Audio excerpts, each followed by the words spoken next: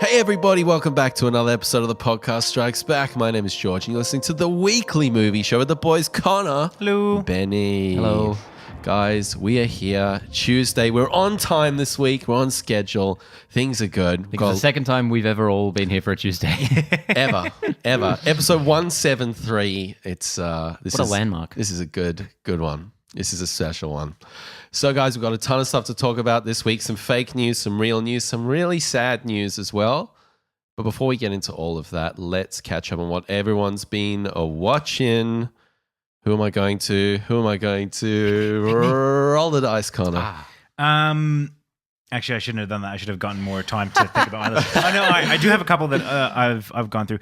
You mentioned this last week, George. I had recently finished Maniac, the full Maniac, and I think I went through it in a day or two. Yep. So I didn't do that pause that you mentioned between 6 and 7 or whatever it was. That was a big mistake. I think it would have been. I can't imagine not having some kind of quick succession between those episodes. I thoroughly enjoyed it. It was really enjoyable. It wasn't masterful. I don't think it'll go down in, the halls of great films remembered 10 years from now. But as far as it is a TV series, so It's not allowed in. same shit. But in terms of, cool original content, I think it's, it breaks up the monotony enough that I'm really glad it's there. And it's certainly a good time. It does take quite a while to kind of understand what's going on. And there's a lot of things that you kind of almost want to watch twice because you feel like there's a lot packed into those episodes that would make a lot of sense if you watch them twice. But I just don't feel like the payoff's there to do it twice. Yeah, that was my issue. Is I think there's a lot of variety in the episodes. Like none of them are really the same. They're told from varying perspectives. So I thought the variety aspect was really great. What I think it misses the mark on is there's so much you want to learn about. Like the mystery is there, but the payoff doesn't quite meet it. And that happens quite a lot of the time. Your human imagination is so powerful. The payoff will never really meet it. But that's kind of, that was my assessment, is the front half was stronger than the back half. As little spoilery as possible, does it actually try and answer questions and it's unsatisfying, or it kind of leaves them hanging? Let me think. I think it's not that they don't answer the questions. I just think that the buildup is so effective and the questions are so intriguing that no matter what you did, the answer would never be satisfactory. So I don't think it's anything to the fault of the writers or the directors or anything like that. I think it is purely that the kind of bizarreness of this situation calls for a grander conclusion, and I don't think a grander conclusion really is possible. Maybe it is, and it's it's just because I haven't seen it. But from what I thought that was a perfectly acceptable ending to that. Yeah. I tend to agree. I'm almost sort of, the analogy I would almost make is like Ridley Scott, how he handled the alien in the first Alien movie, and that you didn't, until the end, you didn't see a lot of it. And if you let your imagination fill in the blanks, it was scarier. And when you saw the guy in the suit, it wasn't as scary. It's kind of like that. It's like once you know it, it's like, but the build up and that's where the beauty of it lies. Yeah, I get that. And it's a one-off series, so we're not getting a sequel. Maniac, it's a self-enclosed piece. Good. I salute them for, number one, just keeping it that, and it is a different kind of show. There's not many things you can compare it to. So like I said, it's original. It doesn't seem to do it justice to call it wacky, but that's probably the best descriptor that you could find for something like this. Hodgepodge, like the retro futuristic. It just, mashup, like I said, mashup. it is a clear break from the normal kind of programming that you get, which I can't really fault. So I finished that. I also finished, I can't remember if I talked about this last time. I don't think I did. I also finished Daredevil season 3. I think you were partway through it. Probably like about halfway through it. I'm almost struggling to remember it now. An overall really enjoyable series. One of the things that I thought was interesting, and I haven't quite made up my mind whether I think this is a good thing or a bad thing, but it feels very much separate from the rest of the Netflix Marvel universe. So in Iron Fist and in Luke Cage, they drew and Jessica Jones, they drew fairly heavily on the other series, and both Luke Cage and I think all three of them actually had episodes that featured another character in them, like an entire episode where they teamed up, and then the teaming up of Colleen Wing and Misty Knight is a common theme throughout them all, which I really loved. And then it comes to Daredevil, and it's very much just Daredevil's show with like maybe one or two mentions of other characters, just to say like it's kind of like, oh, good thing that Jessica Jones isn't here, and like that's it. In the seemingly likely possibility that we're never going to see a few of these characters again, I think everyone's just going to assume that they got dusted in the snapping. Like Luke Cage and Danny Rand, I think they just disappeared because it seems like they're not going to get addressed now that they're cancelled. That could be it. It'd be an easy way out. Yeah, they could just shoot like a little 15-minute finale. Yeah, that has all them of them dusting disappearing. away. I think. Do you think this is the last Netflix Marvel series entry? No. Jessica Jones is still slated for a third season. As is Punisher 2, I believe. Punisher 2 is definitely happening. Because that's like been shot, I believe. But Luke Cage also had a season 3 on the line, so Jessica Jones could go either way. I don't know if this is factually correct, but I read the other day that the Netflix Marvel contract ends end of 2019, which is dovetailing very nicely into Disney Plus, which is what we're going to talk about a little bit later in the show. This could be it. Netflix might milk out a couple series next year, but maybe they're thinking it's going. Let's put our budget into some more original shit like Maniac or whatever. They're putting $2 billion into content next year. I would be tempted to say that this has less to do with contractual obligations and more to do with the fact that I just don't think Netflix is seeing the return on investment for these properties. Because I remember when Daredevil first came out, and even it was cutting Daredevil edge, wasn't it? 2, that like there was a lot of hype around that. And then this most recent one seems to have kind of come and gone. Like I really enjoyed it because I'd gotten back into the swing of Netflix Marvel. But I think you need some of that momentum to kind of get hyped up about that. So Ben, have you delved in yet? I'm still 3 weeks later, about 20 minutes into Iron Fist season 2. So yeah, I'd say just push through it because I'm going to do it eventually. I've got through all the other shit. It takes me a while sometimes. Nothing else for the Colleen Wing and Misty Knight team up. Yeah. So, how do you compare it? Just to finish up on Daredevil, how do you compare it to 1 and 2? The seasons 1 and 2. I haven't watched 1 and 2 in a very long time, so it's very hard. But gut instinct. I think certainly as good as 2, possibly as good as 1. Just because it's been a very long time since I've seen 1. I enjoyed 2 significantly less than 1. One of the funny things about Daredevil that I have never liked is the over-stylized kicks that he does to finish off his enemies. They are the most impractical kicks in the entire world. It's like when he flips upside down and he kicks someone. So I hate it. Such a distinctive to him style, though. It is, but it is like it's so wildly contrary to what you would possibly do. You're an MMA fan. You know fights don't look anything like they do in any of these No, movies. but at least like there's like plausible. plausible. is like wrestling. There's plausible deniability. Just like taking a breather. It's the most tactically sound fighting method. No. There's like plausible skull tapping out. deniability. Like there's things that look like they could be real, and then there's things that look so wildly like counterintuitive that like that's silly. So that's one of those things that I don't know why it always really bothered me. And he hasn't done that in this new season, and I'm so glad. Damn it. Yeah, he's why cut you that like out. it So so I like much. when you said like how does it stack up against the other ones? That's the first thing I thought about. Well, he didn't do that Kicks. silly fucking kicks. No So, flippy kicks. Kicks like Captain Falcon in Smash Bros. Finally, 2 more.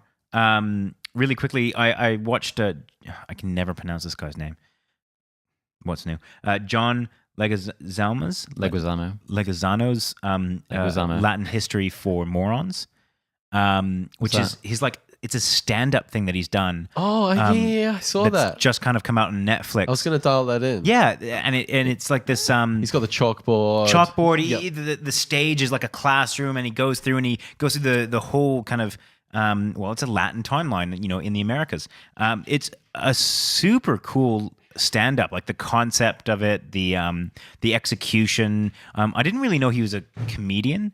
I mean, he's in so many things. He's in a lot of things. Super Mario Brothers. Is he? Oh, is The he Happening. Really? Oh god, that's right. Yeah, he's kind of one of those actors that you see pop up in things, and like he's never the main character or anything like that. But he, I think it's worth a kind of a check out because it's just it's multifaceted and it's really interesting.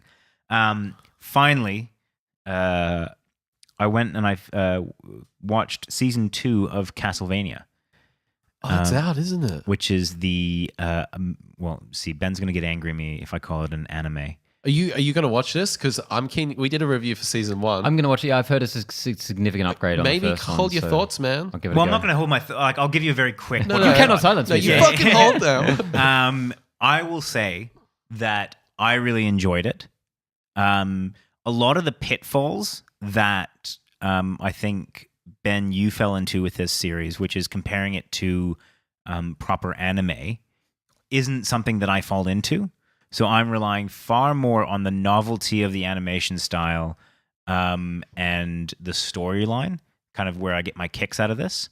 Is it still called ADR if it's animation? I should know that. No, ADR's replacement. Yeah. So it's just voiceover, voice work. Well, the voiceover work seems a little bit Conky. Yeah. Did you finish it? I finished it. Yeah. Right, no, okay. I binged this. Is it 4 episodes? No, it's like 8 or 9. Okay, because there was 4 in season 1. Yeah, they did kind of like a half season. Look, I will say that it's very enjoyable plot wise, super interesting. It doesn't go as far as you might think, but they really milk it for where they go. So yeah, I was really impressed with that. Milk it or milk it? Milk it. Milk it. What did I say? I'm pretty sure I said just milk it. Hell yeah. Oh, well, I'm really keen to do a review. So yeah, if we can guys, dial it in for next week. Get on it, and I'll be happy to kind of talk about it.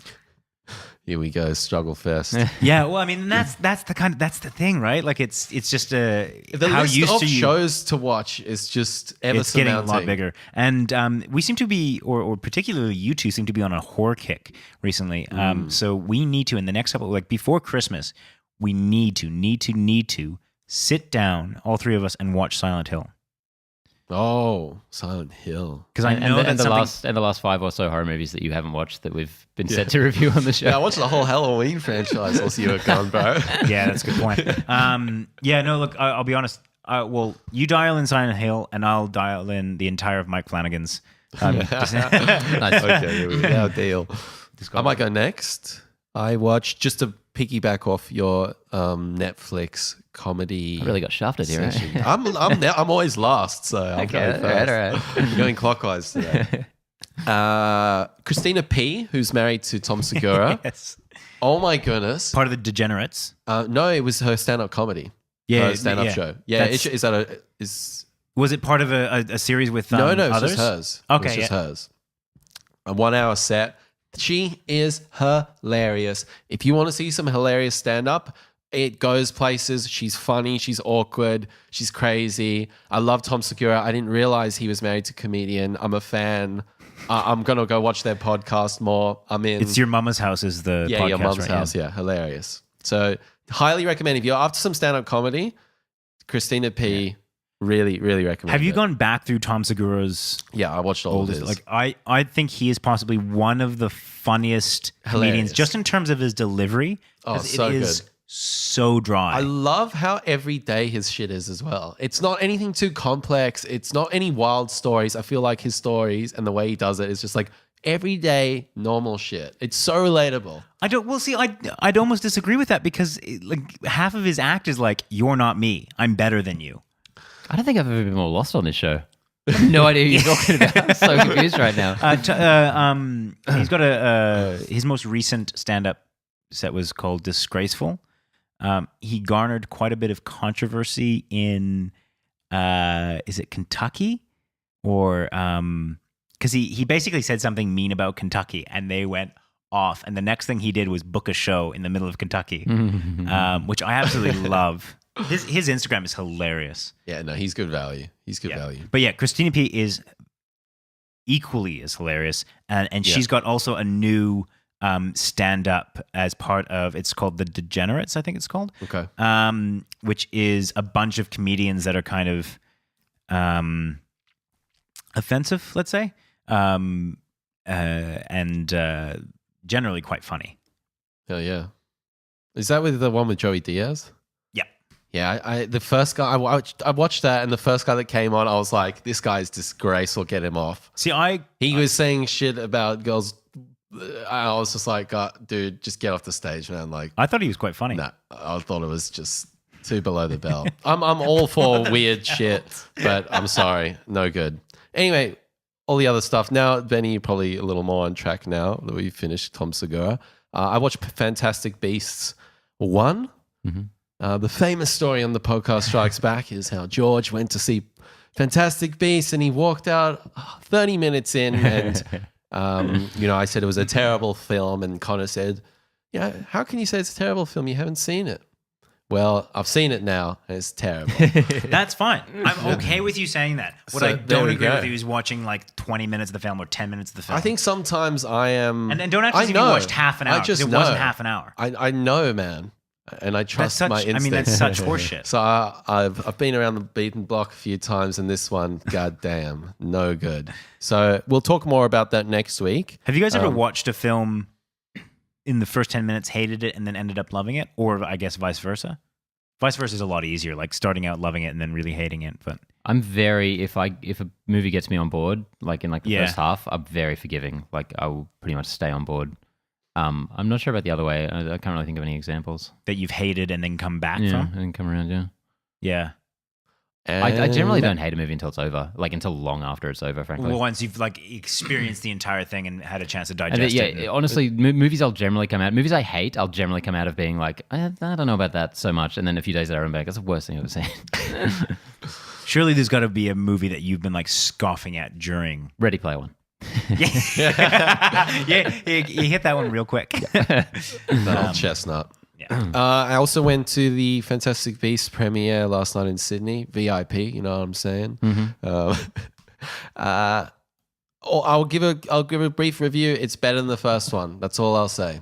We'll move on from Complete there. opposite of what everyone else is saying. It's getting completely slammed by the critics. It's getting absolutely slammed. Everyone's saying it's really average. I don't know what everyone's talking about. I saw some pretty low blows. We'll get into that next week. It's out on Thursday.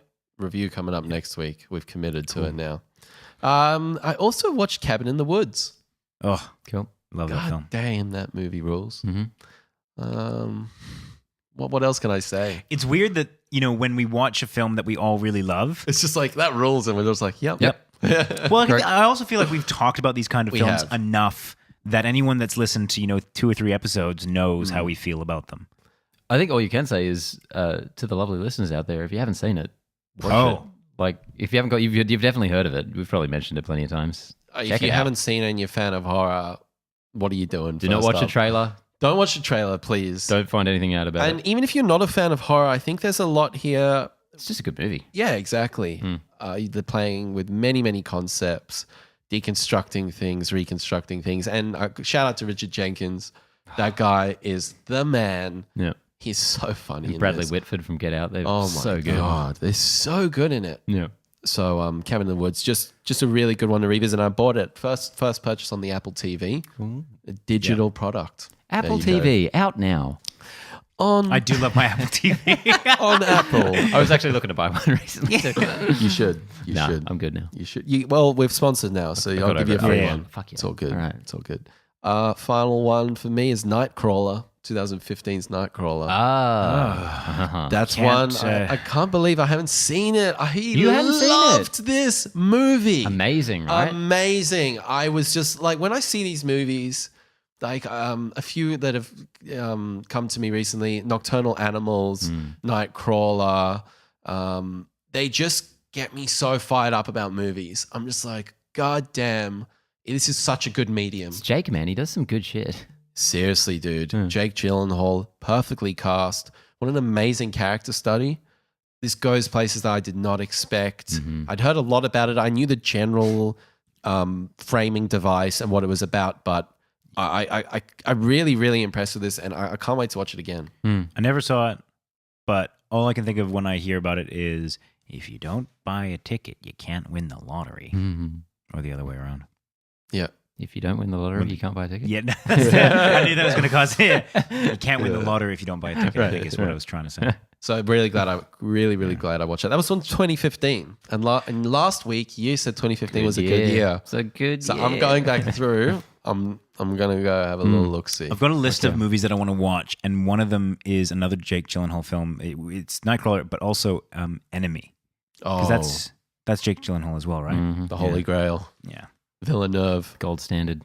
Nope. Wait, what was there was one more that I watched. There was one more. Suspiria. And our review will be up right about now. So go check that out. Excellent. That's me done. Okay, we've just hit the hour mark. I think it's my turn to speak. Yeah, we're like 25 minutes into this podcast. Ben, can you wrap this up real quick? Okay, Also, Enemy. Sorry, just while sorry, we're guys. at it, Sorry, Enemy guys. is not a Villeneuve film. Enemy? You're thinking of Prisoner or something. Enemy Isn't is... Thinking of Enemy. Enemy is... And Oh, Villeneuve. fuck, you're right. Yeah. Yeah. Ooh, shouldn't have said that. I shouldn't have said that. What? I was Listeners at home, giving you the listeners nod. I home. was giving you the nod that it is one of his. I thought you were giving me the nod that like... Go ahead, go on, say it. Yeah, say it. No, I was. Fuck. I had no idea that was Villeneuve. That's really annoying. Sorry about that. I had a really good segue there when you were talking about Richard Jenkins, one of my absolute favorite actors in the world. But then you kept going after that. Sorry. That's all right. But because I just remembered, I forgot I wasn't going to say it. But I watched the Coen Brothers Burn After Reading the other day again. I have not seen it in years. I haven't seen that since it came out in the cinema. Oh my god, I love that movie so fucking Wow, much. okay. Good. That is by such a wide margin my favorite George Clooney and Brad Pitt performances, like by so far. Brad They Pitt are is so funny. dude. amazing in that fucking movie. His sex pillow that he's just like carrying Carrying around for the around, whole yeah. thing. It's so good. I reckon that is one of the most beautifully plotted films I've ever seen because it takes so long of the runtime to realize that nothing is actually happening and everyone is paranoid and confused and idiots. Like, it's all a misunderstanding, the whole film. It's fucking brilliant. I haven't seen it in so long, I couldn't even remember what it's about. Do you know what I mean? J.K. Simmons in that is absolutely fucking amazing. So what do we learn? Yeah. I guess I know. One of the best endings of any fucking... Because like at the peak of the climax of the film, peak of the action, it just cuts to like a boardroom of like CIA guys just like talking about what happened to everyone. Yeah, and he's like, It's so good, man. That is one of my favorite Coen Brothers movies, along with all of the other ones. Yeah. That poor movie got so lambasted when it came out because it was a direct follow-up to No Country for Old Men, which blew them up real big. Brutal. So Yeah. a lot of people went in expecting like obviously it wasn't going to be like that, but the last thing people had seen was this hardcore drama. Yeah. Oscar-winning, best really picture. intense. Yeah. And, then this is the exact opposite. It was this so has whimsical. Brad Pitt playing Chad Feldheimer, which to this day is still my online name. Oh, is it really? Yeah. I also checked out another fun one, Beautiful Boy, starring Timothée Chalamet and Steve Carell. Guys, I am never doing crystal meth again. This was an intense. This was an intense fucking movie. I'll believe it when I see it, bro. Yeah, I'm just kidding. I'm doing it right now. This is just a movie about a father and son. The son is addicted to meth, and just kind of mostly a year in their relationship, and also a lot of flashback stuff to him being a kid. It's based on two memoirs, the father and the son's in individual stories, kind of combined into one thing.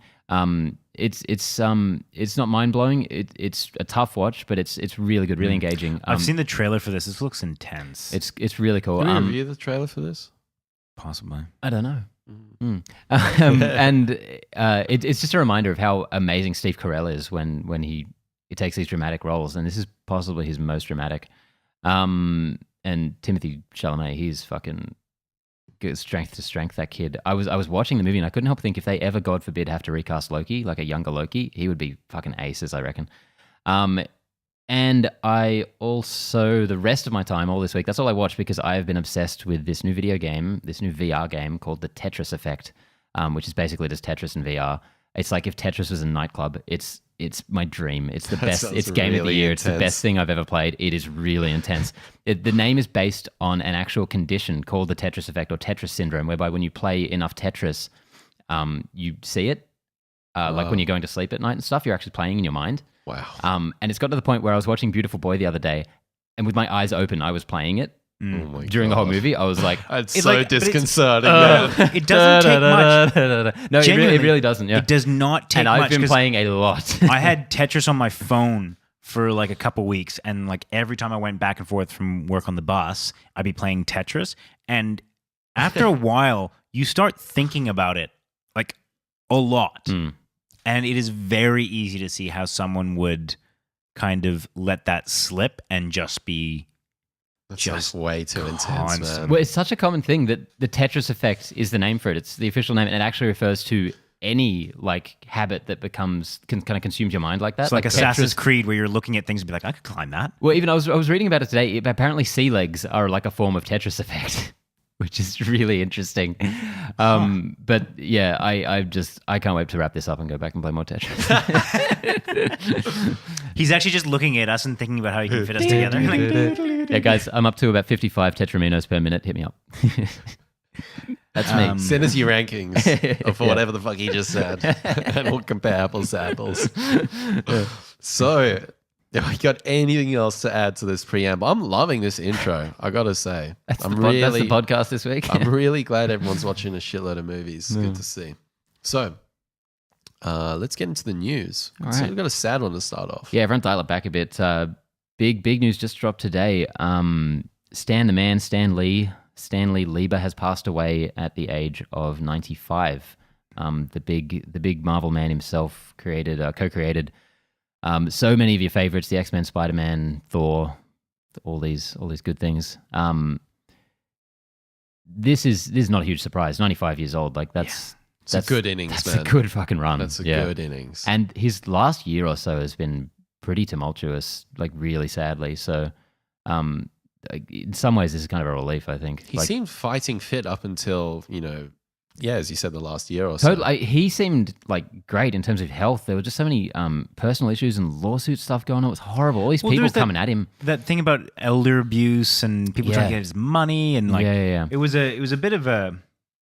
He always just seemed super happy and kind of go lucky, and you never really thought that someone would be going after him like that. Well, that's the thing. I personally know so many people who've met him because he's so engaging with the fans, and apparently everyone says he's just a really warm, kind of friendly guy, which is really nice to hear for someone whose profile was so high by this point. Yeah, and I think just the fact that he appeared in all these movies over so many years, he just wanted to toss his name in the ring and just stay connected to something that he helped create. He started working at Marvel as a gopher, I think, in 1939. Wow.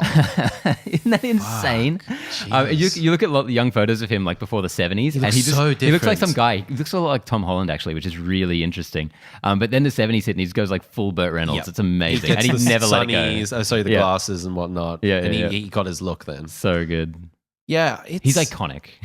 It's as you said, it's just an amazing innings, and he really he cemented himself in history as one of the legends in the comic book world. I mean, he's created so many amazing characters. We're all truly in debt to him because without him, we wouldn't have Spider-Man and all these amazing things that we're seeing. And next year, we've got Avengers 4 coming, and it's we're going to see his scene. It's been filmed, but that might be one of the last times we ever see him. And we've talked it amongst ourselves. What will happen? What will that feeling be like when Stan Lee, we're not going to see him in the Marvel films? And sometimes I felt in the past sort of like, I won't really care. But I think when we see Infinity War or Avengers 4, I'll really soak in that moment because that will be one of the last times. And I hope they got a good one. respect to him. Yeah.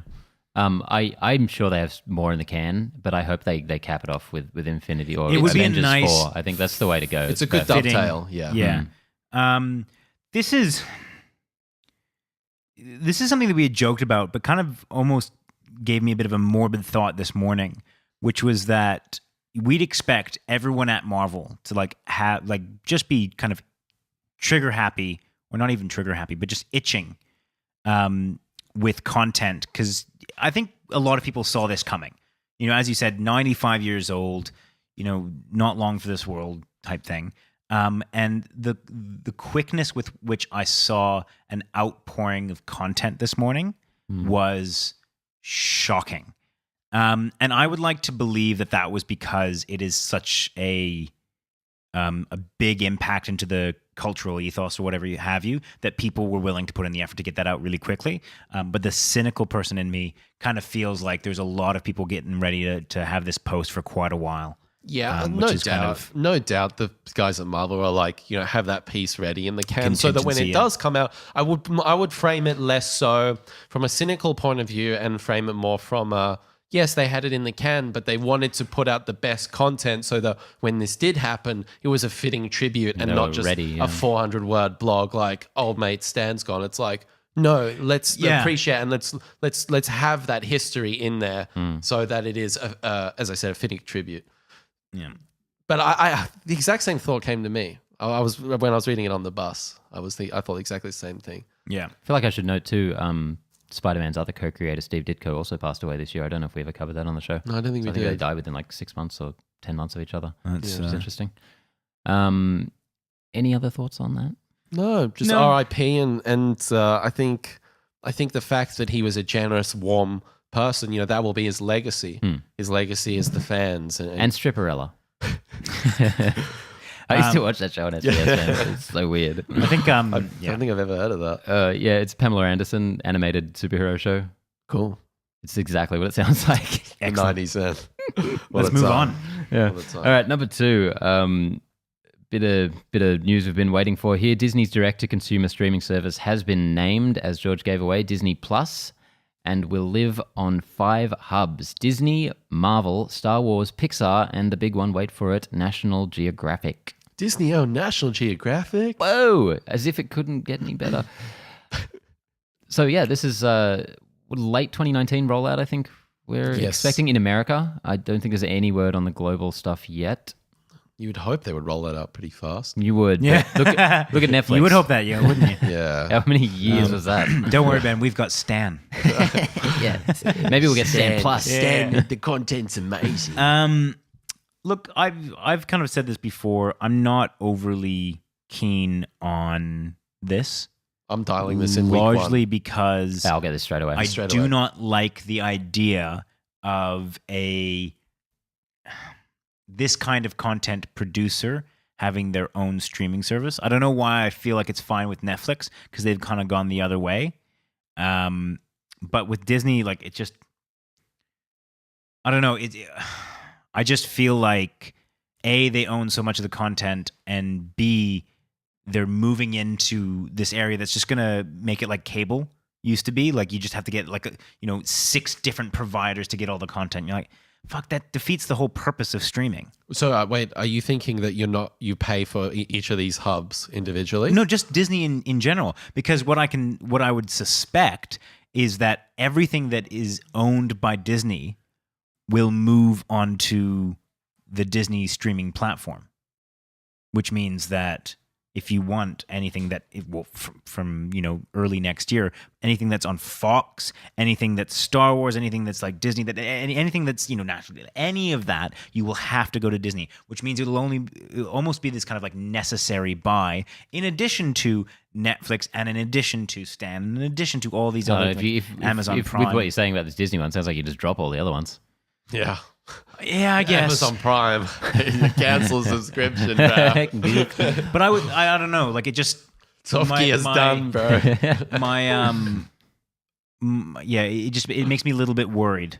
Listen, they have let's not beat around the bush here. They have the lion's share of IPs. I mean, Marvel and Star Wars and Pixar, I mean, those are juggernauts in of themselves. And for one company to own those entities, plus all the Disney shit, plus National Geographic, I mean, this is a juggernaut. Well, and Fox. Don't forget everything that is produced by Fox. Juggernaut entities. Insane. So the fact of the matter is the fact that they have all of that and they're coming direct to consumer and, I'm paying them, boom, like, give me the content. I'm signing up day one. What I'm more interested in is to the depth and the like, for example, Star Wars. Are we getting the original trilogy plus all these TV series? Like, what is the scope of this, or is it going to be a rotating door? Because, you know, like on Netflix, I tried to watch Fantastic Beasts this week and it was gone. Yeah. But 2 months ago, my wife was on Ash there. watched it. So are they going to have this sort of revolving door? Big question, of course. Yeah, because you go to Netflix, you see, oh, yeah, they've got Winter Soldier and Doctor Strange. And it's like, well, that's, you know, I'm trying to get ready for Avengers 4 here. Exactly. Not So much I've got to good go to me. iTunes and rent it or whatever. That's another really good question, is about the model that they're going to do that. Is that going to be an archive?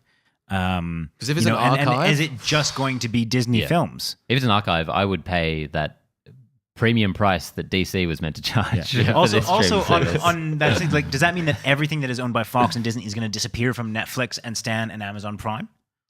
Yeah. Because if that's the case, then I think I'd almost not get Disney Plus on principle.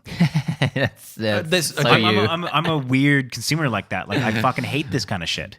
listen, there's no way you're not going to You'd be the able one to. guy on Stan. It's like, I there's know, three well, I mean, shows on here Stan, still. Stan is like an example. Like, I mean, just all the streaming services that we have kind of at our fingertips here. And I mean, realistically, it's just Netflix, because Stan is fine. It's like second tier, and Amazon Prime has some good content, but the UI is fucking horrific. So, yeah, I don't like the idea of all the content creators shoring up really strictly and pulling their content off other providers, and then But you'll still be able to go to iTunes and rent them. You'll go to out of YouTube and rent them. You'll be able to go buy a Bluray. those aren't streaming and a services. VHS. Those aren't streaming services. They're not streaming services, but And I the don't distribution want- model. And I don't want, because But the no, whole but- idea of the streaming service is like, this is the next generation of how you engage in content. I see that, Ben. That's like, it's meant to be the next generation of how you engage in content and how you consume and all that. And I don't want the new generation of content to fall into the same traps that kind of made us move from the old generation of content. But you can't say this hasn't already been done. If I want to go watch Netflix Daredevil, I have to go to Netflix. Yeah, to I a can go certain torrent extent, it. yeah. I can go illegally. But if I want to get it legally, there's only one entity where I can get that. Same goes with Maniac. That's the ecosystem they live in. They all have to have their But own this is- IP. my and once point they're is- sharing stuff, if you can get it on Amazon Prime, if you can get it on Stan, then it means like, if the less exclusive content you have, the more your demand is going to go down. No, I definitely agree with that. But my concern is that once you start adding more and more players, the more kind of, well, realistically, the more subscriptions you're going to have. Yeah. And as a consumer, that lands us right back to where we were when we were sick and tired of, cable TV. No, but Competition's got to Foxtel. be healthy, though, right? You got Yeah. Foxtel and you got and what was it, Ozstar or some other crap. Was there? That we only had two entities in Australia. Yeah. At least now, if you don't want to go with Netflix and you love Stan because you want Better Call Saul, you can go. You can always watch Channel 10 as well. No, don't ever say that again. When was the last time you actually turned on TV? I haven't had an aerial in Yeah, I don't have an aerial in either. Years. 10 years, yeah. Yeah, I don't want it on principle. Oh, God, fuck off. I wanna dude. be a How is it baby not boomer. dead already? Well, I think, God, I can't even remember how long ago it was. I watched a show on TV and it infuriated me Oh, because God. I got to the ads. first ads. I'm like, oh, no. Fuck this. Like, where's the skip button? Yeah, like, I don't understand what's this like. Wait, this ad, I have to watch the entire ad? Wait, this ad What? isn't even specifically targeted towards me. It doesn't even give me a countdown on how long this is. This is fucking bullshit. Yeah. Well, listen, I think we should wrap this one up, but I'm excited. I'm there day one. Yeah.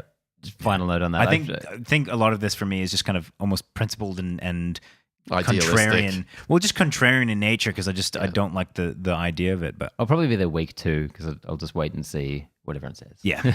But yeah, I'm definitely Can on you board. imagine if they came out and it was like 3 of the Star Wars films, Yeah. like 6 of the Pixar films, and it's like $20 a month or something. You're like, I can see Disney doing that. Well, that's the interesting thing, actually. At this point, this is the best this service is going to look unless it is everything they own. And this because is- all they're going to be doing is saying stuff that's not going to be on there. Here's the really scary thing, and tell me that this couldn't happen.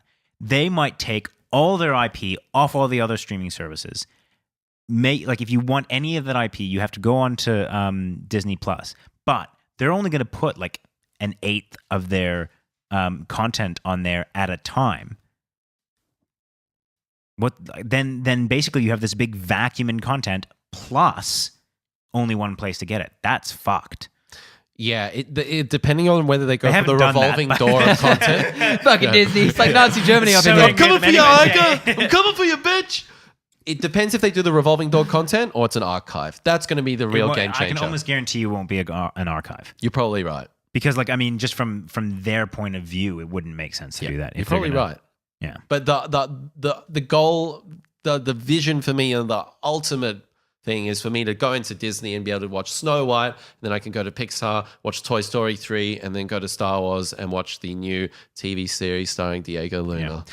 How about that for a segue? I'll also put it on. It'll also depend on It was almost really good. Yeah. Almost worked. what they're pricing this at. Because if Nothing it's stops like that trainer rolling.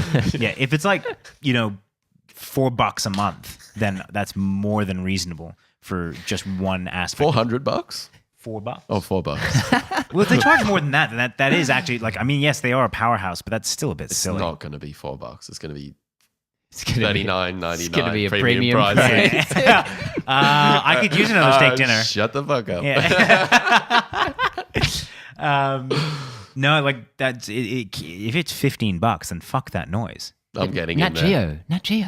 Yeah, oh, my bad. But even like how like, much oh, shit. how much content Nat is Geo. there in there, especially if they're doing a revolving door? That is not $15 a month worth.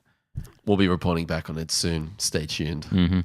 Yes, following on from that and George's lovely segue, Diego Luna's Cassian Andor from Rogue One is getting his own spin-off TV series on Disney+. I didn't see this coming. I did not see this coming. And I also didn't see coming the amount of people who were like, fuck yeah, Diego Luna's Cassian Rogue Andor. One what is so highly regarded. People love Rogue One. And people always quote his thing where it was like, 7 years old. And blah, blah, blah. Everyone wants to see that shit. I'm not sure why. I thought he was fairly strong in Rogue One. I'm going to spend this whole conversation being charitable and saying that Rogue One is good. But even then, he would be at the bottom of my list for characters I want to see more of. Who else in Rogue One? Baze and Chirrut? Fucking Donnie Yen and his mate? Yeah, old fella. I reckon Easily. there's a lot they could do with them. Yeah. K2SO, who will probably be in this anyway, he was fun. But the adventures of those two would be fucking brilliant. That would be nuts. I'd You sold me. Go on, give me one what's example. the main character's name? Fucking Jyn Erso? Jyn Jyn Erso. Erso. I'd watch her before I watched the Cassian. Me too. No. I mean, And what's I don't Save like the either Rebellion of dude? What's Save Rebellion dude? Fuck, I just, Forrest Whitaker. yeah, him. Save the rebellion. he would be Yeah, much more entertaining. But I just just in terms of having some backstory, yeah, like fine. But this is the main thing that I think that Disney, or not even, Star Wars does that really pisses me off is that they think that we want to see all these old characters. Like it's like the whole Boba Fett thing all over again. You want to see Boba Fett? Well, no. But the only thing is at least he's not a Han Solo, C-3PO, Luke Skywalker. It's Cassian Andor from Rogue One. Like he's a new character. I'll give him credit where credit's due. I will give him 1 point to that. I would love if point. they found a way for this series not to be set in the past. If it was somehow a continuation of his story. Years after his face has been reconstructed after being a cindering. They just don't acknowledge it. It's just after that he's got some scars. Yeah. Oh yeah. I don't brilliant. talk about that planet. I don't know. This just kind of reeks of the kind of shit that I've hated about the Star Wars universe in the last year. And it really disappoints me. I'm so not around this, but I have seen 2/3 very positive reactions to it and 1/3 kind of where I am, which is like, that's a weird choice. I'm more positive than I thought I would be because you guys know my opinion on Rogue One. Guys at home, if you haven't listened to our review, go dial that in. I should be pissed off about this, but I'm willing to see where this goes. I'm willing to see where the Mandalorian goes. There potentially could be something great here. So I know that a lot of people said this about the Marvel universe about, you'd get superhero fatigue and all that, and no one really did. In fact, it's kind of just gone up. But I'm willing to make the call that I think people will get Star Wars fatigue. I think they already have. I think there's a lot of Star Wars fatigue, And but massive it's Star Wars so disjointed. Everyone's fatigued with a different area of it. In my head, I think it is so batshit crazy for Star Wars to double down on its idea of let's give more and more and more and more content. I think I genuinely think that's so utterly bizarre But because it's not a movie; it's a TV series, so at least it's different. that gives it a point. But how many TV shows do we have now? Very true. Like an obscene amount. Like this is kind of crazy. I don't know. I feel like this is too much. Do you think? Do you think the sort of catalyst for this project going forward was somebody saying, taking a look of what's happened with the releases since the acquisition, and gone, listen, the goodwill behind Rogue One it's got the most goodwill out of anything. They're like, we can't do Rogue 2, so Cassian Andor. That's what I hate about they picked this. his name out of a hat. Yeah. Is because clearly. what this reeks of is someone in a boardroom saying, what do we have goodwill behind? That? Sweet. Let's build on that. Yeah. That's how these decisions get made, though. off. That's how this Yeah. stuff gets funded. So But they obviously have an ability to make a trilogy that is well beyond any kind of existing properties. And from what I can tell, that has gotten mostly good kind of reception from fans. I do not know why they haven't at least announced Knights of the Old Republic. I just don't understand. yeah, it's crazy. I'm already totally neutral on like The Mandalorian. That could go either way for That me. could go either way. But the idea of this series is like so not interesting to me whatsoever. Yeah. I think it's going to be very similar to Rogue One. Listen, I'm open. For whatever reason, I'm kind of intrigued. As long as the guy who's got the death sentence on 12 systems shows up again, I think that's I the also main... just don't like them working back. Like they've got More a character. prequels. Everything's prequels. Why Yeah. have they done so many prequels already? I am really excited for our Fantastic Beasts review because I think there's so many parallels with that series and what's happened with Star Wars and Rogue One and the guys on 7 Yeah, Death, but I mean the 12 Death original. Systems. Yeah, okay. I'll We'll give leave you it for that. next week. We'll talk about it next week, but it's going to be great. All right. Continuing on with more Disney Plus news, more stories to tell, more mischief to make, more to come. Tom Hiddleston has officially announced Disney's Loki series, which we had strongly hinted at when they kind of announced this whole thing in the first place. But now it's actually coming, and I'm pretty hyped about it. As the resident Loki guy, Yeah. how are you feeling? That's what it says on my badge. Fuck yes, absolutely fuck yes. I like it's Loki, it's Tom Hiddleston. I'm so on board. I don't care if it's set before or after Infinity War, for obvious reasons. Like either way, I reckon you could do so much good stuff with that character. And I will. Just seems to be the theme of the night. I will disagree. I think that Loki is a really good supporting character, and a good villain, and a good But I think what's going to happen is the studio is going to fall into the trap of finding a popular character, and is that me or you? It's me. They're going to find a popular character, and then it's like, let's let this character lead a series or a movie. And my go-to example of why that's a bad idea is Pirates of the Caribbean. see, I don't think it's that at all. I think Loki has buoyed the Thor franchise. I think he's the whole reason it still exists, because he's the only thing people really latched onto from the first and second films. That's the same as Pirates of the Caribbean. Like, I mean, that franchise was basically built off Jack Sparrow. But once they made him the main character, he can no longer be like he had to then move the story forward in a kind of the center character, and then he lost his charm. He lost what people really everything. enjoyed about him, and I think that might actually happen to Loki as I well. completely agree with that sentiment, but I just think comparing like Jack Sparrow to Tom Hiddleston's Loki is bizarre, because that's a cartoon character compared to a character with so much nuance and history in this universe that is still yet to be mined or explored. Like, I think, like, obviously there are any number of ways this could go, but I think just in terms of the potential it has, it's like limitless. And I also think that if there's anyone who has not put a foot wrong, it's Feige. And unlike Star Wars, he's rolled the dice a couple times. Guardians of the Galaxy, that could have been a disaster. It wasn't. There's been many, many, many times. Captain America, pre-Captain America coming out, I remember being like, that guy sucks. I never want to see a movie on him. And now he's fucking amazing. Like, no, he's leaving. So whilst this is not necessarily a brand new character or something, we're getting a new format for the MCU with a character that we've seen there. I'm excited. I'm really, really excited to see what they cook up with this. Yeah, this is also, it's worth mentioning that this is the Marvel Universe's first proper foray into TV shows. Yep. Not the Netflix Marvel, the MCU. This is the MCU using one of their characters. Under Feige, not Ike Perlmutter. Yeah. And the budget, man, like I can't wait to see the budget on screen. Like how like the scope of the Netflix Marvel series has been gritty. It's been, keep the costs down, make it, a lot of stuff in apartments and make it everyday stuff. Who knows what we're going to see in this? I reckon Disney's going to throw so much money at this shit. It's going to be crazy. And like just the sheer fact that they $10, have $20 million Hiddleston an episode. There. Yeah. I can't wait. See, yeah, this makes me super hesitant. I feel like, as I said before, they're gonna fall into a lot of the traps that we've seen before with popular characters that have become popular to kind of the periphery of the main plot.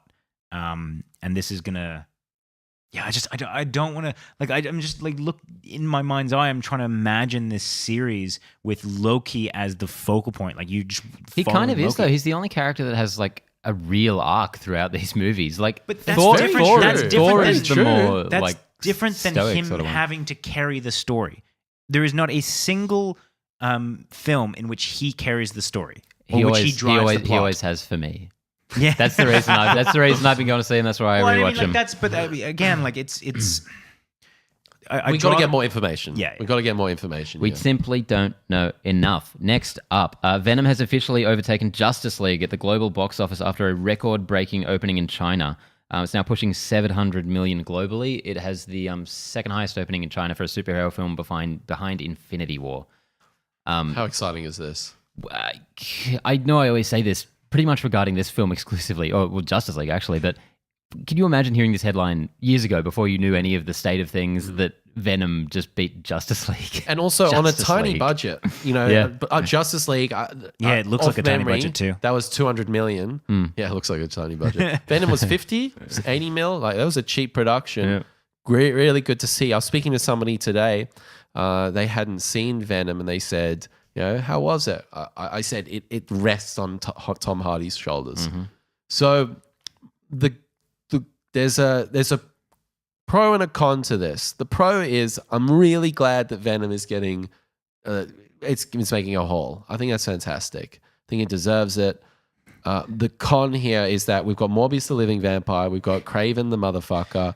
What else is what is Disney gonna do? That was actually his working title when they didn't have the new updated Go name. wait for Kraven the Motherfucker. Yeah, look, I was like actually thinking the same. This is a great idea. I was thinking the same thing. In that Sony this will worries me definitely take that because lesson. Sony is gonna taste blood and be like, "Fuck yes, we've got a winner." Our universe is gonna the sumk is ready to go. And that fucking worries me. Yeah. Because without Hardy, Venom would not nearly be the film that it is. If you got someone less capable in that role, Venom would not be as good as it is. I firmly believe that. Even with Hardy, I'm very suspect on that film. Like, it was a lot better than I thought it was going to be, but I think it's really important to say that I did not think it was a great film. Completely agree, but I think it did take a lot of really interesting chances and did a lot of things differently than so many of these generic superhero movies. And if there's any chance that Sony kind of takes that lesson away from this, that they can be the kind of oddball superhero universe of all these weird characters and lean into that a bit harder, then maybe they could be onto something. Maybe this could be the start of something beautiful and fucking weird. Do you think they'll make Morbius like a horror film? Man, I hope so. I mean, like, because they lent into some pretty scary shit for Venom, I feel. And yeah, I don't know. I'd like to see them keep following that trend. Yeah. Like, push it a little harder. I think it is possible. I just don't necessarily trust Sony to do it. Totally. I think a lot of aspects of Venom were an accident, but I think a lot of them were intentional as well. Yep. And again, I don't think it's a great film. I don't think it worked entirely. I think there's just a lot of specific factors that made it enjoyable. But it falls on the shoulders of Leto. At any rate, we're definitely getting more Venom. Oh, for shizzle. Yeah. Bring on the trilogy. Cool. Just one thing quickly. I remember Riz Ahmed is in Venom. And just going back to Nightcrawler, he was really good in Nightcrawler. He was, yeah. Really enjoyed him in that. Yeah, just as the guy who's like, what is happening? Yeah. Fuck. Just wanted to shout out. What have I gotten into? All right, next up, the current still in progress edit of Avengers 4 runs for 3 hours. Is it kind of weird that I want it to stay at 3 hours? No, I want it to be longer. One? Yeah. Like I wanted the last one to be 5 hours. Two, Yeah, 2:45 was the last one. it was around 2.5. Okay. I didn't talk about this in the what we watched this week, but I recently rewatched Avengers 4. Already? Sorry, Wow. I Rewatched? Not only Why have I didn't you just get us watched in? it, but I've watched it. Yeah, I've watched this You 3 hour played too much cut. Tetris, man. Avengers 3. Infinity War. I saw it. I was on the bus. No, I think I watched it probably about 4 times in the theater, and the 4th time I was kind of like, all right, this is enough. Like it's a long movie, and I milked really this. enjoy Avengers, but this is enough. But having given it a rest for about 6-7 months or whatever it's been, and readdressing it, it just reminds me of how spectacular this film really was. Man. I watched it 6 in the cinemas, and the 6th one I was like, this will do. Yeah. For probably 2018, but yeah, I could watch it again halfway. Yeah, right I'm now. I'm going to wait until we're on the verge of doing. Yeah, I would love to do a re-review of that. It's as well. I can't even. It's such a fantastic film. But in terms of Avengers 4, we were talking about this a couple weeks back and trying to speculate as to when we would get a trailer for this or anything like that. I feel like It's impending. It's got to be any day now for sure. For sure. I reckon November, man. We said My October Marvel meters, last month. My spidey senses are tingling. I think November. I reckon for all the big December releases, maybe. Do you know what I think they might go for is when we might get the first trailer when Spider-Verse comes out. No. So like 2nd December, whatever it is. It's a Sony. It's a Sony Marvel. It's a Sony. You're allowed to market on another film's another production. They generally attach to their own. Yeah. They are, but what's stuff. coming out in the next month? They'll piggyback on a Pixar film or something. Yeah. Oh well, my bad. I wouldn't be surprised. There's probably going to be a lot of eyeballs on that film. No, I think for them it makes sense to do it then. I do take your point that if they're gonna do it with attached to a movie, then yes, it's gonna be one of their own. But I imagine that's probably when they release this, just because it's getting hype around Marvel in general. Steak dinner? 2 words. Derail a conversation. Well, what are the parameters? What are we talking No, about? let's move on. We're already an hour into this podcast. We haven't finished half of the content. Fuck, all right, yeah, let's move on. Anyways, 3 hours. I hope it stays at 3 hours. Fuck it. I hope they go to 3.5. Yeah. Infinity War, just FYI, was 149 minutes, translating to 2 hours 29. Yeah. So this 2.5 would be hours. killer. It'd be killer. Not quite. I was wrong. I'm sorry. I misspoke. No, you're a minute off. I have to bring everything into Fair enough, line. fair enough. I'm sorry. I'm the last wall of defense. Don't hit me after the show. Onwards. You're up. You're up. Story 7. It's your segment. It's your special time. Connor's do you wanna skip Morricone corner. Huh? You want to skip the last story? It's yours. It's your It's story. not, all right, just because said I'd pass off to you. You refuse to talk about He it. does. That's literally, So he silly. does refuse. That's what I said. But I said, I- I said if yeah. you want to talk about it, I'll pass it off to you. All right, Morricone. The story that's been kind of circulating around. It's Morricone has slammed Tarantino, and then immediately withdrawn his comments. Now, So classic film composer Ennio Morricone, known for all the spaghetti westerns and The Thing. a and few dollars more, all that kind of stuff. To clarify on this, And Tarantino's in Quentin Tarantino. Yes. FYI. called to him clarify called him a cretin and said his films are trash. are trash, and then he just grabs other people's work and reappropriates it and all that kind of shit. To clarify, Okay, hold on. Morricone has vehemently denied that he ever did the interview or that he ever made those kind of comments, and that he loves Tarantino and all that kind of stuff. So what we kind of have now are essentially 3 options, which is that Morricone is old as fuck and, you know, either intentionally or unintentionally is saying that he didn't do the interview when he actually did. He's 90. Yeah. Like I said, old as fuck.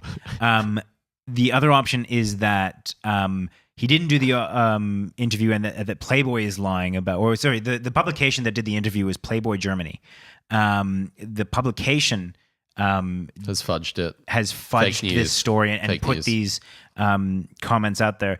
Or the third option, which I saw online, which is kind of interesting, is that Playboy Germany got taken on for a ride and did an interview with someone that they thought was Morricone. Oh, my and so goodness. they are both telling the truth in the sense that they genuinely believed he said this and he genuinely didn't say it. I mean, how would you line that up? You'd have to have agents' numbers and. Well, I mean, if you're a publication, you got a call from Morricone and someone that looks like him. You've seen Catch Me If You Can. Shit like this can happen. Yeah, Oh, like for very sure, easily. for sure. I mean, if it's that third one, I will just be in so much joy. I will love that. That's wild if that's the case. What was everyone thinking on the first day before he denied it? Because when I read it, I was like, this is hilarious. Because I love my Tarantino, but he comes off as just such a wanker, man. So I was like, kind of like, this is kind of fantastic. Look, I think for you to be someone like Tarantino, you have to have such an ego. Like you have to have he self-belief would have to be so full of himself to really pull off what he's pulled off. But that doesn't make for like a good human being. So I can see him being a dick. I can also see where he comes from in the sense of him just ripping off, things like in terms, especially with the Hateful Eight, in the terms of the spaghetti Western. He's gotten the original composer. He borrows from, a lot of, traditional film, directors and all that. So Ennio Morricone's score for Hateful Eight was his unused music from John Carpenter's The Thing. Interesting enough, because John Carpenter threw most of that out. Yeah. Oh shit. So I can see him being an old man that kind of just let slip these comments, and just kind of went ham. Maybe it had too many glasses of wine or something, and had said this and is now just going balls to the wall with denying it, which to be honest works. Because it makes me second guess it. Benny? I don't think for a second he said any of this stuff. I don't think this story is real. What time is it? It's trailer time. We've got some trailers. We've got a big one that just dropped today. Yeah, so this has kind of occupied most of YouTube, Reddit, Facebook, and everything. And it is a movie that I will wholeheartedly admit I thought was going to be trash. And I completely changed my mind. If you've been on the internet, you probably know what it is. It's Detective Pikachu. Starring Ryan Reynolds. This is something that from its very inception, the very idea of a live-action Pikachu film made us all kind of pause and go, that doesn't sound right. I distinctly remember us covering the announcement and me being like, God damn, this is going to be the Smurfs. That's literally that's what I thought. I thought it was going to be the fucking Alvin Smurfs. and the Chipmunks. I don't know what I pictured, but it wasn't this. Because I fucking love this trailer. And then, I mean, beyond just the announcement, when we found out that Ryan Reynolds was going to voice Pikachu, I could not have thought a more inappropriate voice for Pikachu. Like it just, to me, that sounded so fucking bizarre. Yeah, well, they came out and said they were like, we want Ryan Reynolds or The Rock or something. Yeah. And then I didn't think it would ever happen. Didn't make any sense. And then today I watched this trailer and it fucking works. Yeah. It's gorgeous. Yeah. Like the animation is so cool. Just quickly, the cinematographer is the guy who did Logan and Gladiator. So that's a course, pretty good pedigree. That's why it's a really good looking movie. I think the two ingredients here that I didn't anticipate that have really got it over the line for me and really piqued my interest is, number one, this isn't our world. This is a Pokemon inhabited world. For whatever reason, I had that Smurfs, like they're going to come down a pipe and then the Pokemon aren't real in this world. And he discovers a Pikachu. Yep. I thought something to that effect was going to happen. And number two, I think the designs are beautiful. There's this one concept designer where he's a sort of Instagrammer. And he's reinterpreted all the Pokemon as more realistic. There's many of these. It's done the rounds on social media quite a bit. And I've always been like, Arvalis. that looks fantastic. And I feel like they haven't quite gone for that really, really realistic. thing. But they've gone all in. They've gone all in, and Pikachu, he's got fur, and he looks like a little feline. Like, And it's so many fantastic. people are like, I never pictured Pikachu with fur. I'm like, what did you think he was? Yeah, like, and people talk about Jigglypuff being hairy, and I've seen other people put together, like, there's these weird, like, teddy bears made of meat or something. It's like, is that what you wanted it to look like? So you, It's like the singing testicle, like the hairless fucking Jigglypuff But would be to horrid. be fair, that also caught me off guard when he was, because I mean, when you see Pikachu, it's in the animated series, which I didn't really watch, so I don't have an awful lot of wealth of knowledge on it. But he doesn't look furry, and so like it's not one of those things where you don't think he's furry, but when someone asks you, "Well, what did you think he was?" You're like, "Well, I don't know. He's a yellow fucking shape. That's what I thought he was." Like, so you're the resident Pokemon guy here, Ben. Sure. What in the circles that you exist in? What are people saying about Pokemon? What's Lucas saying about Detective this? Pikachu. There's a lot of people very instantly dismissive of this, as they were straight from the beginning, which is completely fair. But I've seen most of the reactions, I think, have been surprised, like at how good this looks, like us. Yeah. Because I never expected anything like this. I never saw Goosebumps, the director's last film. I think most people said it was also surprisingly good. it was like it was a lot better than I expected it to be. That's for sure. So yeah, that's interesting. I can't wait for this. It's giving me like Who Framed Roger Rabbit vibes, kind of. A little bit more adult in the sense of like adults will enjoy it. All the kids smoking in that movie. Yeah. Well, the kid smoking and what's the Jessica Rabbit. Jessica But Rabbit. this is more adult. Yeah. we'll get Jessica Banieri in this one. That's a joke for you Pokemon fans. And the Mr. Mime gag. I love it. That was I love so it. good. I love that they put Mr. Mime in this trailer, like the most maligned Gen 1 Pokemon, who so many people are going to recognize, but they just went straight into it. They're like, yep, let's put Mr. fucking Mime in this. And Psyduck looks so good. Oh my god. And a lot of neons and it was dark. It was nighttime in a lot of it. I did not expect that at all. Really pretty, yeah. Excited. Very exciting. All right, let's move on. Our next trailer is Toy Story 4. It's actually happening. Yeah. There was a story a few weeks ago now that was, I believe Tom Hanks, when he had finished doing his recording, had said that, he choked up a little bit and he said there's some really there's some intense scenes in this. And I don't know, for whatever reason, made me think that this was being given the appropriate treatment, like the treatment that it deserved. And that Pixar might be able to pull off another Toy Story 3. Which was, to me, so shocking. I'm going to doubt them until they prove me wrong, just like last time. That's so safe. That's such a safe thing to do. And I can't blame you for it. Because, can you imagine going into this film with high expectation and being given something mediocre? Step too far. I was looking at all the characters in the trailer. I'm like, oh yeah, Tim Allen, he's a crazy, weird right-wing nut job now. This actor's dead. Jim Varney's dead. Yeah. Don Rickles is dead. Estelle Harris, I hope she's recorded her lines already because she's well into her 90s, I think. It's too much, man. And Ali Ermey played the army man. He's dead. It makes you remember how fucking old Toy Story 1 is. Yeah. To me, the first thing I thought of was I consider the best trilogy of all time. And prove me wrong. But the best trilogy of all time is the Toy Story trilogy, 1, 2, and 3. I think that is the gold fucking standard. Return of the Jedi is a dip. Lord of the Rings, I love the first one. You can throw them all in the ring with Toy Story, and I feel like Toy Story, that wins every time. To get it right a fourth time, the odds are against them. I feel like Toy Story 3 wrapped it up perfectly. That is the perfect ending. That's it. That's the story. And now we're getting a spork, and I'm like, I don't know, man. I don't know if the spork is going to... Is that the hook? I don't know. I just don't know. There's two things about this trailer that came to mind. One is I like the idea of the spork. For whatever reason, I like the idea of a toy that's not a toy that would somehow get sentience. Raises a lot of questions. It raises a lot of questions. And I thought that was really funny. I was like, oh, okay. It's not something that I had thought about before, and I'm really keen to see how they. And he's really insecure. Yeah, I'm not a toy. Yeah, this is working towards the inevitable sausage party crossover. Yeah, and all I'm thinking of is it's like this thing is like an unholy abomination, or like a kind of one of those an abomination against God or something like that. Like, just kill me. That's all I could think of in my head. Like all these deformed toys and. I don't know. My misery. Yeah. It just made me chuckle. I don't know why.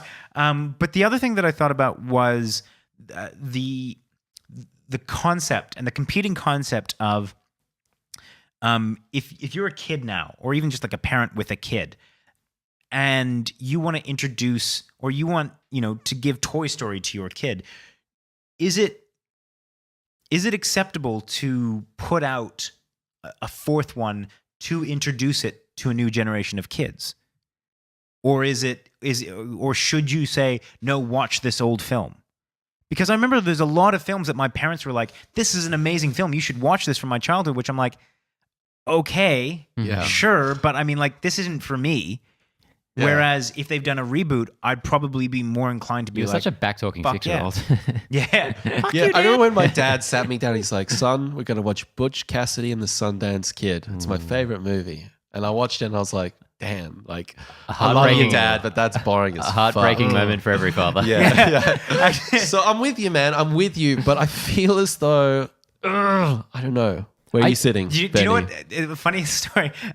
My dad used to talk about Easy Rider and how this is like an iconic film and all this, and he's like, you have to watch it. Like, this is the original, is the Holy Grail. This is the original Jack Nicholson film. Like, have you ever heard of Easy Rider? I know Easy Rider. Yeah. And we chucked it on, and we were about 40 minutes into it. I'm like, Dad, this is shit. And he goes, you know what? I've got to admit to you, I never actually watched it. And you're right. This is shit. And we turned it off. Like, no, I think we fast forwarded it to like, the last 10 minutes. You're like, oh, fuck, this is bad. It's like the statistics for The Godfather, how everyone, watch, claim to have seen it. But yeah, Toy Story 4. Sorry, I derailed that a bit. One of the main things that stands out to me is the animation. Because in the first movie, which is primitive nowadays, but they do look like toys. Like, they look like, inanimate objects come to life. But they just look like organic beings People in this new trailer, like they look like they have flesh and blood. Like it looks like an animation of a real person. Yeah. But anyway, an interesting thing connecting this to the first trailer is these trailers debuted a few hours apart. Toy Story 4 first. Before recording, Toy Story was on about 4.4 million views, and Pokemon was on about 8.1, I think. So that's on your Pokemon. What about the trailer itself? It is what it is. It's just a little teaser, yeah. I like it, actually. It's pretty funny. Yeah. I like it. And as I said, that spork thing, it gave me a chuckle, and it made me start thinking. Yeah, I'm not sure. I don't know. I just love that. I'm not a toy. Kill me. It's like aliens. Kill me. Jesus wept. Yeah, it's that. I just always think of the Family Guy episode where I can't remember what they do, or maybe it's even Simpsons. They create like this. It's a Halloween episode, a Harry Potter one. Yeah, that frog thing. It's like throwing up on itself. Kill me. Oh, yeah, isn't that The Simpsons? Yeah. That's it. Yeah. Just kill me. I'm like, oh, so good. The unholy abomination.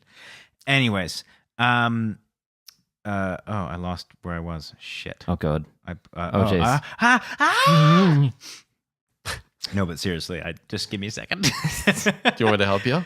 No, fuck you. This is my segment. No, next is Mowgli. This is the Netflix distributed no wonder you forgot where you Andy were. Serkis directed film. Based on the Rudyard Kipling written. Yeah, okay, I'm just going to jump in here and say it is really odd watching this trailer after seeing the Jon Favreau one from 2016. I'm just not across this. I think it's a really bad strategy. Sometimes these two-handers work, Dante's Peak, Volcano, White House Down, Olympus Has Fallen. Sometimes it works, but this for me is too much overlap. It's too much overlap. But you've done a bad thing, Andy Serkis. Well, all right. So I'll give you the flip side of that is there's two Joker films, and you both are keen on that. I'm keen for one of them. I'm not keen for the Leto one. And we haven't seen either. Just the concept of there being two on the same property.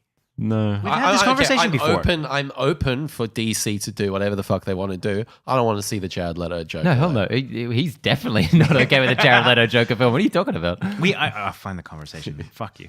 No, I love that they're doing out of continuity stuff, but I don't like. No. I'm into Yes, what he said. Have your own opinion, George. Jeez. He basically Sorry. likes they're not doing a Jared Leto. At any rate, I think this is a little bit different than like the Olympus Has Fallen and One House Down in the sense Because that they look much more similar. but they're also just they are actually based on the same IP, and they're and it feels a little bit more like. You could take Girl with the Dragon Tattoo, but that was a Swedish one and an American one. You know, Well, there's another one coming out as well. Which Out. looks It's out. shit. Is it already out? It's out. Oh, fuck that noise. But that's the difference here. And Yeah. to me, there's so much overlap. Like even the sun, like the there's a jungle. I mean, there's so much overlap. Of course, there's going to be overlap. If your memory is But Same it looks story. worse. That's the thing. It looks Okay. That's the big significantly sticking worse. point, That's yeah. the Here's the big deal clincher. One is based off the Disney version. One is based off the book. So there's your little The difference. polish is not there. It Yeah, can't it be feels- even compared. It feels like a different style. I don't know. Baloo looks ratchet as fuck. It looks like What's going on looks there? like like a sort of an Australian, they did what they could with the budget that they had. It feels like this movie was on track to be like that circus level of amazing mocap, and then Netflix bought it and it was like, okay, you now have $1 billion less to make this, and they're like, But I thought that they had already pretty much made it Ah, by the time shit. Netflix got it. yeah, I don't know. I feel like this went from theatrical to streaming, and I feel like that's what's happened to it. yeah. Well, yeah. I'm not across this, and I will not be watching this film. Thank you. I might Yeah, I'm not watch interested it, at all. but I don't know that I'll Just enjoy after it. Out of the Shadows. After you watch Out of the Shadows. I've watched Out of the Shadows. Watch it again. What are you talking about? It's the This running is- gag that you watch Out of the Shadows. How is that? Wait, that's a running It's gag. a running gag with Running gag. myself. You're just agreeing because fuck knows No, what I think we you're talked about it last week. we bring it up every now and we then. bring it up. I listened to last week. You did not mention did. Out of the Shadows. We did. What are you on about? Next is Missing Link. Leica. Sorry? Leica. Like the production company. That's such Like an a Australian, virgin. such an Australian twang to it. Leica. It's Leica. It's KA. Leica. Leica, mate. Bloody oath. Leica. Yeah, means which good. I love their style. I knew it was Leica. I didn't even know Yeah. this was coming out, and I said, "Is this Leica?" So the only- when we have video footage of it's- this. They're the only bastards very- still making this stuff. but it's very distinctive in the It style. is. And the, It in is. the way What that I it will looks. say, it's something that popped out to me with this one is it almost looks CG. Like It's so smooth. they've got the stop animation, stop motion animation to an unprecedented level. We've never seen anything like this. Yeah. So they lose money every time on these. It's so sad, but somehow they keep getting funded. It's I'm really happy. It does not look to be on the same level as Kubo and the Two Strings. That one really connected with me, but I'm still keen, very keen. Yeah. Yeah, I reckon they So- peaked with Paranorman. This looks more of the Box Trolls level. Did you see Box Trolls? Yeah. I just have not watched that one. It was weird. I don't think you like it. Yeah, cool. This Good decision, one of the George. things that the stylization is definitely there, but I was wondering if it was still stop animation. Like it was almost too smooth. That makes me think they've just gone straight CG. CG. They yeah. use a lot of hybrid. A lot of the backgrounds will be on the They green did that screen with and Kubo stuff. as Yeah. well, I think. Yep. But I mean, even to that effect, like it still looks almost like 100% CG, which is what kind of freaked me out a bit. Glorious. This Yeah. doesn't have that morbid streak though that I feel really defines their films The up to this macabre point. sort of- yeah. yeah. The kind of just gothic stuff. Yes. Looks Maybe fun. this is them trying to break out. Looks kind of more like the Aardman one, Pirates, Which I loved. which was quite fun. Yeah. Yeah. Low key, but fun. Keen. And speaking of Aardman, just while we're talking about stop motion, just recently in the news, they've given the company to the employees. What? The company, the stop motion company, Aardman, Yeah, Wow. the animation, they've given it to the employees apparently. Serious? Yeah, which is pretty cool. that's very Wow. cool. Yeah, It's good interesting. on them. Because I guess no one wants to buy that shit. That's amazing. yeah. I must read more about that. What's up next? Next is Cam, Fuck yes, our favorite movie of all time. Blumhouse baby. Slap Blonde back House at it on it, again. I'm in. Kind of like that, Slap isn't it? slaps roofs. Yeah, it's a little bit like that. Like I mean, they put up from the producer of Upgrade and Get Out was the other one that they mentioned. And I mean, like, that's a pretty strong repertoire right there, among other things, really. Loving the concept here. I had a good time with that film. That's name's escaping me right now. Searching? What was it? It was a horror film and it was like Skype. Oh, not Searching. Unfriended. Unfriended, yeah. It's sort of a little bit unfriended with a few more ingredients and a bit more of a surreal element, which It I'm looks like a digging. fucking neon nightmare. I'm It's pumped. wicked, yeah. Pumped. Yeah. And the typography in the logo. Spectacular. Really got you. You, Spectacular. wigs and typography. I say typography once and you got, you stop talking about that shit, boy. You stop that. No, I just remember when you got really into color palettes and like wigs. we would watch you like open up your YouTube homepage and it'd just be like color palettes and like, you know, how to talk What? about color palettes in film and all that. What? Yeah. No, I'm Yeah. sorry. This is just completely false information. Fake news. Color palettes. What the fuck are you There on was a about, time like when boy? we had first started doing the What podcast the that you fuck are you on just trying to about? drown me out. That never happened. That never happened. Let's move on to the next show. I always knew about color palettes. I never gave that interview to Playboy Germany. I swear. Green, man. Green is green. That's a color palette. You can quote him on that. Last, really whipping through these. Last is Captive State. This I thought was a really cool follow up because it's actually teaser trailer number 2, so it's a second teaser, and it starts the exact same as teaser 1. And the teaser 1, what they had was just this kind of almost utopian, like, you know, the world is great. Unemployment is all time. Yeah, It's unemployment like is down, non-existent. violence is down, all this kind of stuff, and they just kind of continue that trend right through until the end. And you Showing get kind of this, increasingly disturbing images. yeah, slightly. and you get this sense of, you know, this ominous feeling. In this one, they start out like that, and then they just straight up go into like this, like, it's a lie, and then they try to continue on the trailer, and it's a lie. The Phoenix will rise. Yeah, and apparently. it's just kind of the more I think about it, the more I'm really impressed with that trailer. In that it feels as though it's mirroring the concept of the film, which is breaking through the propaganda and kind of having this grassroots movement of like. Is it Netflix originally up?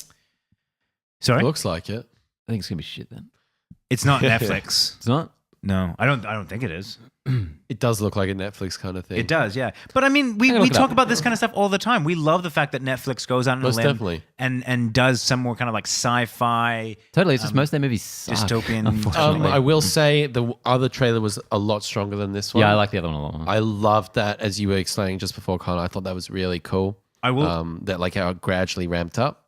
yeah, and then at the end, what is it? Just like your new overlords are here or something. It's just talking about, and you kind of only get the slightest hint that it's One Overlord's of the out, thing- by the way. We haven't checked Oh that fuck, out. that's right. Yeah. Is that out? Yeah, I think it's out. One of the things that I will say is that watching this, you need to get like a sound bar or something, because like when I watched it on my laptop with headphones, the sound design really made a difference, and it kind of drew me in a lot. I'm eyeballing one of those Sonos ones for Christmas. Yeah, I'd definitely go for it. Grab me one for Christmas too. Thanks. Hey, yeah. Because with the Sonos ones, you I'll can also try. get ones that sit behind you. Like you can do like almost like a Bluetooth. Yeah. I don't want that. I just Surround, want surround. I want it in front of me. I want to be But looking I find at like it the even whole with time. even with the sound bar just in front of you, you lose that kind of surround sound feeling, which I really That's why love. I go to the Cinemaplex. Yeah. That's it for me on Captive State. I've got nothing Yeah, more fair to say call. there. Yeah, there's not much more to talk about that. All right, let's really quickly dive into question of the week. Question of the week comes from Connor. What's your favorite hand-to-hand combat fight in movie history? Oh, movies? I thought you were talking about our own personal Yeah. history. Oh, yeah, I had to throw that curveball at you. Shit. Smith versus Moore, 1 through 97. Ben, do you want to go first? Nope. I'll go first. Yeah. Don't you dare steal mine. This is the first thing that popped to my head, so I could delve into the archives, and I'm sure I will look at some top 10 lists, and I'm sure there would be others, but that would come to mind. But this one really, really impressed me. It's from The Dark Knight Rises. It's Batman versus Bane. I think it's one of the best scenes in that Really? movie. The sound design is so It's a low cool bar. in that scene. I love it. I don't know if I've ever disagreed with anything more you've said on this show. I'm so into that. I think the that's fight the best choreography bit. in those Nolan movies is laughable to me. Do you remember? But the That's scene I'm not- specifically talking about is when it's Bane versus. they're in the sewer. They're in the sewer. Yeah, and he's like throwing little gas bombs, and he's like, I love that falling over. scene. That's cool. My mind automatically goes, I know it's a different scene, but to when they're fighting in the street, and you see all the extras behind him just like dancing, Yeah, and they're just just like- tapping each other. I think those movies are so bad in terms of conveying that Batman's like a powerhouse. Like, I mean, if you're talking about Batman, come on, you do the Affleck one from BVS. Like, For sure. if you For the fight scene. Yeah. No, I think Easily. No, I think the reason why I like this is go rewatch it and listen to the sound design. It's super cool. No. Fuck you, Straight man. up refusal. I will not be doing that. Okay, I guess that's the end of that conversation. Okay, Sorry, well, Georgie. George is wrong. Ben, do you want to? There you go. I'm risking. Actually, I'm going to go because I feel like someone's going to take mine. I'm not. Dark Knight. No, yes, that's exactly it. For hand to hand, it's almost certainly got to be. It's almost certainly got to be from Ip Man 1, Donnie Yen, in his kind of breakout role, taking on 10 guys in a dojo. Like that's, in terms of martial arts films and hand-to-hand fight scenes, there are a couple of others that are very iconic that I can think about, but that for me stands out as like probably one of the best. I'll give some honorable mentions after you, Ben, because I feel like I don't want to take away any of yours. On the You off weren't. chance. I forgot to even think of this. So the first thing that kind of popped in my head, I don't know why, it's just in general the fighting in Captain America: The Winter Soldier. I feel like that's kind of the peak of the MCU, and the way it's shot, especially, is a lot clearer than some of the other movies. But in particular, when he does that weird backflip kick to the French dude on the boat and ends that fight, Georges St-Pierre. I just love that bit. Batroc the Leaper. We're both nerds in different ways. Yeah. That always stuck with me. I remember the first time I saw that movie, 10 a.m. session on a Thursday morning. That's like one of the first scenes or the first scene. And the way he just like ends that fight with that one move, I'm just like, that's fucking I mean, brilliant. that movie also It's had not so much hand to hand as head to with his the head. fight with Bucky when they go hand to hand was beautifully choreographed. Oh, yeah. I mean, if you're the gonna- one in the streets? Yeah. If you're going to talk about a That superhero arms, like, film, engaging and- yeah, if you're going to talk about a superhero film with a good hand to hand, that's a good one. Not that fucking shit. I'm going to throw this in the ring because it just popped into my head. Is Neo versus Smith? Morpheus? Oh, hell yeah. When he's doing the intro. Matrix 1. Mm. Yep. When he goes into the battle, Yep. the battle place. The And- dojo, the and training Smith at the dojo. end of the movie as well. Like, both of those are revolutionary. Yep. Yeah. Amazing. Very cool. My honorable mention is going to be Born. What's the first one? Born Identity. It's the in the fight scene. kitchen? Yeah, it's the fight scene that's kind of kicked off an entire genre of fight choreography. Choreography. So I mean, brutal. beyond just the actual choreography, which is really good. Like it's just they did really delve. I remember watching this video on it. How they delved into a little bit more about how you would actually fight, but also the way that it was filmed. If you go back to it now, it feels a little bit more dated, just because every movie since then has copied it. But at the time, I remember watching that and thinking like, holy fuck, this is awesome. Like really quick shots, very shaky camera, and very cool choreography. I think it's well worth mentioning in the list of the best hand-to-hand combat fights in cinema history. And then a final honorable mention has got to be Kirk fighting an alien. What? Is that the movie? Or is that the sound Is from that it? Spock when he's got the? No, it's when he's fighting is it's when Captain Kirk is fighting this alien on this planet. And it's like the worst The lizard. fight of all time. It's Oh, okay. The lizard dude, the Gorn. yeah. I don't think I've ever seen that. That's You good would shit. you would have definitely seen a video of Never. it. I've seen the Dark Knight Rises though. Same Two shit. times. Same thing. Two Same times. thing. Practically indistinguishable. Put a mask on Kirk and you're like, that's it. For you. I can't believe you picked that scene. And with that, it's time to wrap this shit up. Good episode, boys. Fucking put it in the hours. Put it in the hours. Yeah, we better get paid for this Love one. it. Yeah. seriously. Guys, if you want to donate, send it to 1-800-podcaststrikesback.com.nz And we'll be back next week with the weekly movie show. And don't forget to watch our Suspiria review. Watch it. Can't listen to it. We'll be back next week. Bye. Benny.